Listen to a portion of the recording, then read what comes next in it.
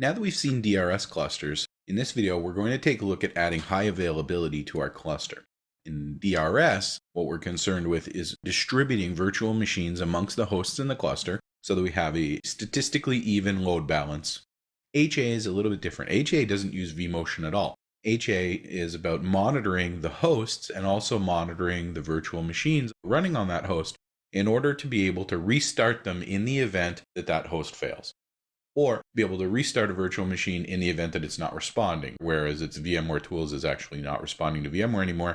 Maybe that machine has entered into a panic state or a blue screen or whatever it is for the operating system of the guest, and we can have HA restart that virtual machine for us.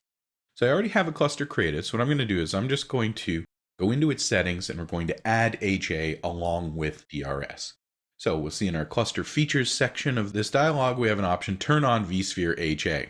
Pretty simple to do. There are some options that we're going to have to consider. And one of the biggest problems that we have to deal with is when we have machines that might have lost connectivity, for example, with the rest of the cluster, the HA service needs to be able to determine to some extent whether that's a local failure indicating a problem on that host, or whether it's a failure of some other host telling us that this is the host that's good. When we start losing network connectivity, maybe in a 2-node cluster, they're both running, maybe they both have access to storage, one has access to the network, one doesn't. How do we know which one is which?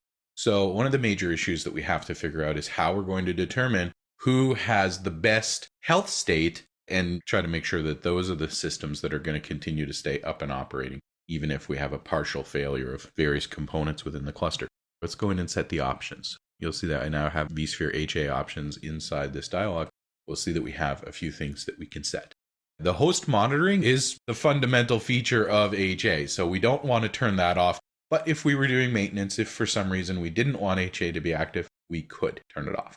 Now, again, when we go to shut down hosts, we're going to use maintenance mode, so that will prevent workload from being sent there and so on. So generally speaking, across the cluster, we're going to want to use monitoring. But for specific hosts, we might use maintenance mode in order to say that they're not participating right now. And that applies also to DRS too. So maintenance mode is really the key. And then notice we have this admission control options. And this is rather important. If we've started to do resource reservations, then we want to ensure that when hosts within the cluster fail, that we can still honor the reservations that we've set.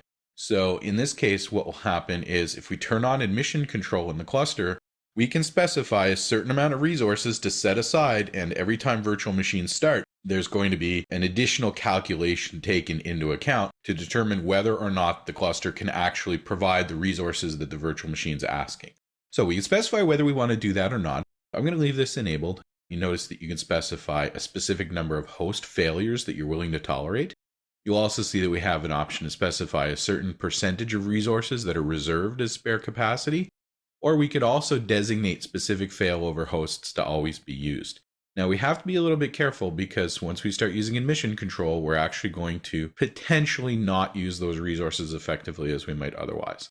So if I was to click failover hosts, we could just click edit here and just select the hosts out of the cluster that we want to not take any live workload until something bad has happened in the cluster. You'll also notice that we have an advanced options button here. Now that actually is fairly important because when we start trying to monitor the hosts, what we may find is that the hosts are in communication with each other. Lots of ways in which hosts in a cluster might have connectivity to each other, but that doesn't necessarily mean they have connectivity to the outside world. So one of the components of monitoring is having the hosts monitor each other. We can also have them monitor external addresses, for example. So in here, we can add various additional options. And if you take a look in the HA guide, we can specify things like the isolation address that's going to be tested. Typically, that's going to be the default gateway that's configured for the host. Definitely take a look at the HA cluster guide on VMware's site for more details of the different options you can set here. I'm actually going to turn off admission control just to make sure I don't run into any major resource problems. And if we take a look at virtual machine options, we can actually specify on a virtual machine basis how we'd like this all to be carried out. So much like when we do a vMotion, we can specify a priority. HA is not based on vMotion. When the original host fails, when we lose communication with it, the virtual machine is going to shut down. Probably hard if the host actually failed, or if the host is in a not great state, then what we may want to do is actually shut down the virtual machines before we try taking them over somewhere else. do a cleaner transfer of control. If we look in here, we can see that when we do the host isolation response, this is where the host is running, but for whatever reason, this host is not able to talk to the other hosts. So it basically can determine that it's the source of the problem, that it needs to do a clean shutdown of the virtual machines so they can be taken over somewhere else. So what we can do is we could say just to leave it running, or typically what we're going to do is do a proper shutdown. Now that's going to take longer because we're going to wait for the shutdown to happen on the original host before one of the other hosts that's in a better health state can take over, but is definitely the safest option. Or we can do a hard power off, which would be about the same level of impact as if the host had actually failed.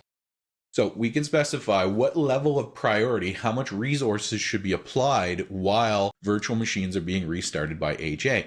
Now, of course, the more hosts that we have, especially if we have DRS, that's going to help optimize the placement of those virtual machines. This is how much impact it's going to have on the existing virtual machines that are already running when we go to start these other ones. We could have it take longer for them to boot with less impact on the running virtual machines, or faster to boot and restore service for that service more quickly, although with an impact on performance on the other virtual machines.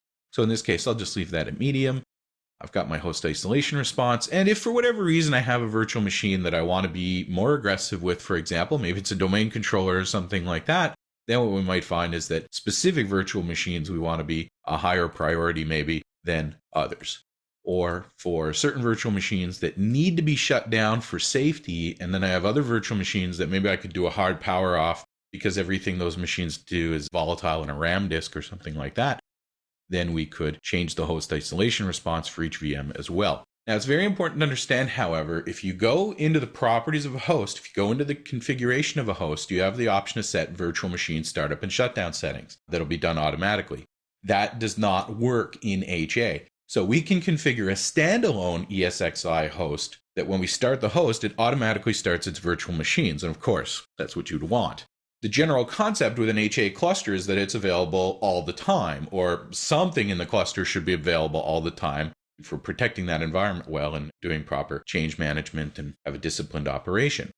Certainly that's not always necessarily going to be the case. If we need to do a complete data center shutdown for power work or something like that, what you may be surprised to find is that if you start up all of the nodes in an HA cluster when none of them are online, you'll actually have no virtual machines that come online automatically, and you'll need to go power them on, which is not overly difficult. Of course, we can just use our vSphere client, connect to vCenter, and then just select all those virtual machines and start them up, right?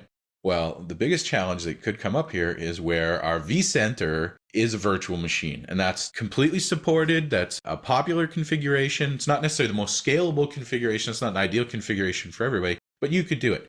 So in that case, you're going to have a little bit of difficulty because you're going to have to start that virtual machine manually, but you would normally be connecting to that virtual machine in order to manage VMware. So what we're going to need to do is connect to the host that owns that virtual machine currently, that it's currently registered with, connect directly to the host with the vSphere client, then start up vCenter, and then maybe connect into vCenter with the client again once it's up and running to do the rest of the cluster.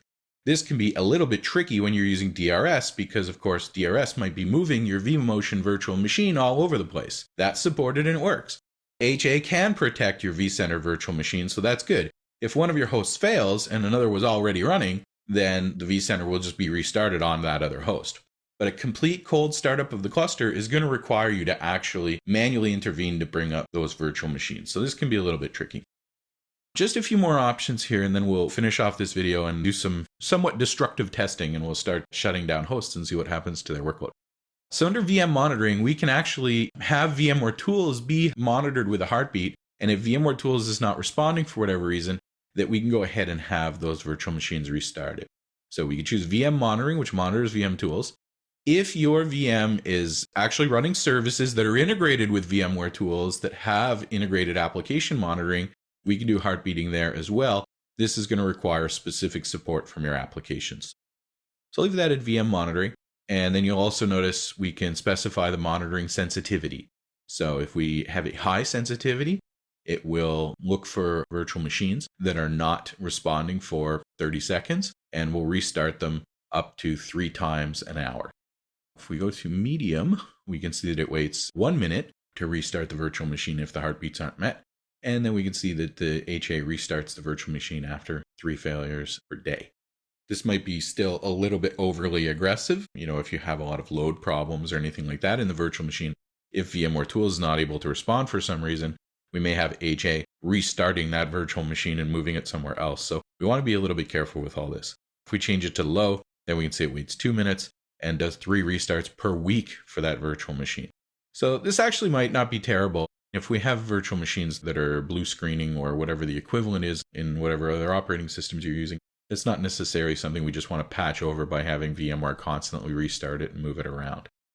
However, if you have some machines that are better behaved or worse behaved than others, we can override that on a VM by VM basis. And if we go to custom, you can see you can actually change the failure interval, how soon we'll restart after the previous failure. We can also see a minimum uptime. So if the machine comes up and immediately crashes and shuts down again, we can actually just not even bother trying to bring it back if we can't get some kind of stable work out of it. And we can change the maximum number of resets and the time window for those resets.